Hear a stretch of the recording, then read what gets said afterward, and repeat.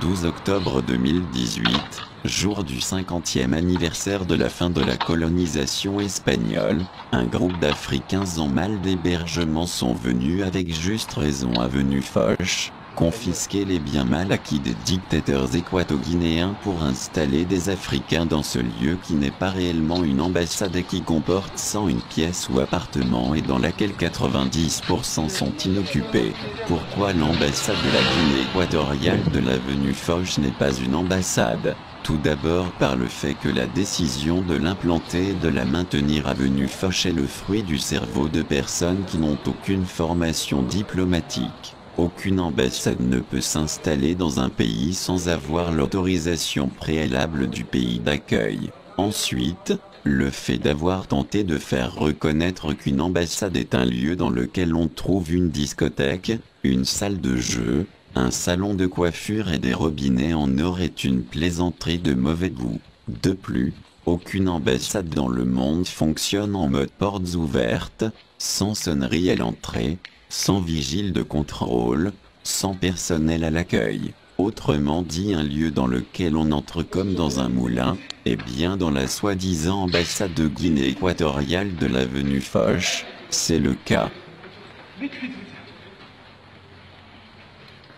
Allez, premier étage, allez vous installer. Montez. Premier étage, chacun trouve son logement là. Premier étage. Allez-y, premier étage. Prenez la chambre qui vous va bien. Premier étage. Donc on ne peut pas laisser à la France s'accaparer de ces bâtiments parce qu'on ne sait pas où est parti l'argent de Oufé-Boigny, où est parti l'argent de Mobutu, où est parti l'argent de Senghor, où est parti tout cet argent-là. Donc, vite. Aujourd'hui, donc, on est venu, je saisis ces bâtiments ici, je les récupère au nom de la dignité. Vous rentrez. Premier étage, chacun trouve son logement. Premier étage, chacun trouve son logement. Premier étage. Allez-y, vous montez. C'est fermé?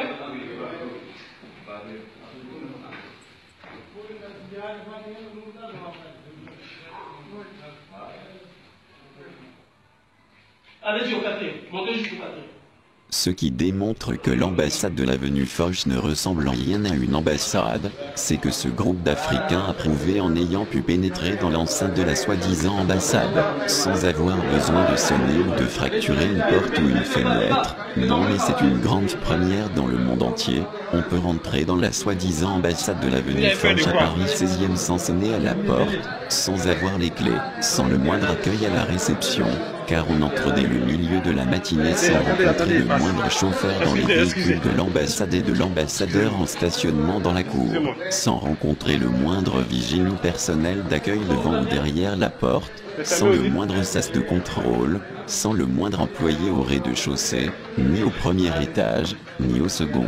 Voilà comment un immeuble qui est estimé à plus de 100 millions d'euros est utilisé. Oui, effectivement, cela est extraordinaire. Et c'est du jamais vu en matière de laxisme et de laisser-aller dans la gestion des biens publics confiés. Tout ceci démontre la grande mascarade que nous avons organisée pour faire croire à la Cour internationale de justice de La Haye, ce qu'est une fausse ambassade de la Guinée équatoriale sur le territoire français, par rapport aux prétentions invoquées devant la Cour pour justifier cette implantation insolite et surréaliste. Et surtout n'oubliez pas ce détail qui est très important, c'est nous. Et nous seuls avec le dictateur assassin Obiang 310 dont je suis la marionnette, qui avons décidé de déménager sans autorisation et sans l'accord préalable du Quai d'Orsay l'ambassade de la Guinée équatoriale de l'avenue de Courcelles à l'avenue Foch, immeuble acheté par le fils Obiang avec l'argent volé au peuple équato-guinéen. Nous avons fait tout cela pour essayer de sauver ce que le fils Obiang a volé au peuple équato-guinéen avec la Somagui dans le cadre de l'affaire des biens mal acquis. N'oubliez pas que je suis là pour cacher devant la communauté internationale les crimes d'Obiang, qu'il s'agisse de la torture, de l'assassinat des 310 opposants, ce qui constitue un crime contre l'humanité, ou bien de la séquestration d'opposants à l'étranger ou mieux même les assassinats d'opposants en Espagne ou au Royaume-Uni comme on a essayé de le faire à Londres avec le président de la Corrède, ou bien encore la corruption avec l'argent du pétrole, le cannibalisme présidentiel, les faux coups d'État, l'arrestation des membres de l'opposition, la triche électorale avec l'aide de ma presse Oxordre que je finance comme la Travos qui répand mes mensonges avec cette fausse journaliste qui n'existe pas et qui baffe comme un crapaud en disant tout ce que je pense en toute impunité sur le sol français alors qu'en Guinée équatoriale aucun journaliste n'a le droit de faire la moindre critique s'il veut vivre. Donc ces bâtiments est un bâtiment qui a été pillé en Afrique. Donc l'Afrique est venue récupérer ses droits. Donc voilà.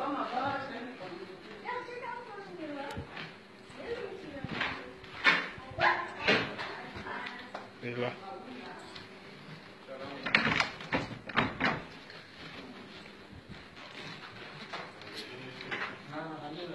Un bâtiment fantoche qu'ils ont... Et puis, ouvrez-nous les autres locaux parce que les gens vont habiter ici. Du fait que c'est un bâtiment africain qui a été pillé, pillé à l'Afrique. Ça ne sert à rien parce que le président numéro 2, votre président est au courant, ça ne sert à rien. Ce que nous sommes en train de faire, c'est justement pour la dignité de cet homme-là. Regardez ce que vous êtes en train de faire. L'homme est en train de dilapider l'argent partout, alors que le peuple africain souffre. Vous trouvez ça normal? Il dilapide l'argent partout. Qu'est-ce que vous donnez au monde? Quelle image vous donnez au monde d'un homme africain qui n'a pas de cœur, qui n'est pas digne ni respectable, au moment où l'autre est en train de dilapider l'argent partout, vous prenez ces bâtiments. Donc, ces bâtiments ici, nous sommes venus les récupérer. En tant qu'ambassadeur présent dans les lieux, j'ai préféré quitter la fausse ambassade de l'avenue Foch précipitamment, sans oser faire face à ce groupe pour leur demander de partir, ou appeler la police. J'ai préféré fuir comme un voleur, la queue basse, car je sais très bien que cet immeuble au robinet en or avec discothèque et salon de coiffure n'est pas une ambassade. Je suis parti couvert de honte, comme un général en retraite qui n'a pas su faire face à la situation et qui a géré l'ambassade de la plus mauvaise façon qui soit en facilitant l'accès à ceux qui étaient venus confisquer et squatter un bien mal acquis de la dictature familiale du régime d'Obiang. Voilà ce qu'est l'ambassade de la République de Guinée équatoriale en France. Un lieu unique dans lequel on peut rentrer ou sortir sans la moindre difficulté, ce qui n'est pas le cas du pays dans lequel la signature du président ne vaut rien qu'il s'agisse de loi d'amnistie, de libération de tous les prisonniers politiques ou de vraies tables rondes, ou d'engagement contractuel,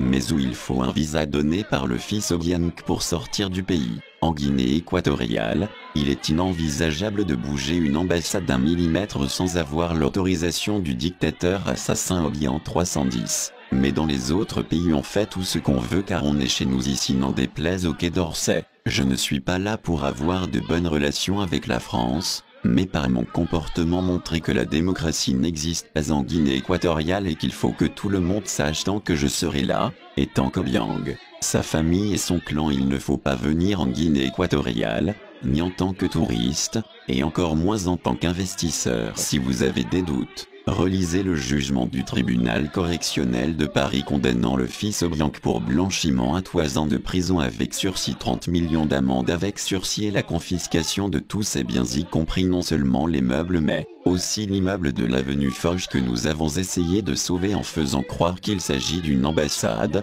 alors que comme vous pouvez le voir à l'image, l'ambassade est en fait un moulin à vent. Pas besoin de sonner ni de frapper à la porte pour y entrer. Bienvenue dans la fausse ambassade de Guinée équatoriale. N'oubliez pas que mon président avec sa fortune personnelle de 600 millions de dollars gagne en fait 44 000 $ par jour, ce qui est tout à fait normal dans un pays où 80% de la population vit en dessous du seuil de pauvreté. C'est cela la démocratie en Guinée équatoriale. Et surtout n'oubliez pas mon conseil, en tant que touriste ou en tant qu'investisseur, il ne faut pas venir en Guinée équatoriale tant qu'Obiang, sa famille et son clan seront au pouvoir. Espérons que le désir de changement du peuple équato-guinéen poussera Obiang à partir. En tant que marionnette du dictateur Obiang 310, j'affirme par la plume de la journaliste virtuelle Pamela Bezo et le site La Travos que je paie pour dire des insanités, des insultes et des mensonges à longueur d'articles sur l'opposition en exil sont destinés à créer un rideau de fumée pour dissimuler les crimes d'Obiang.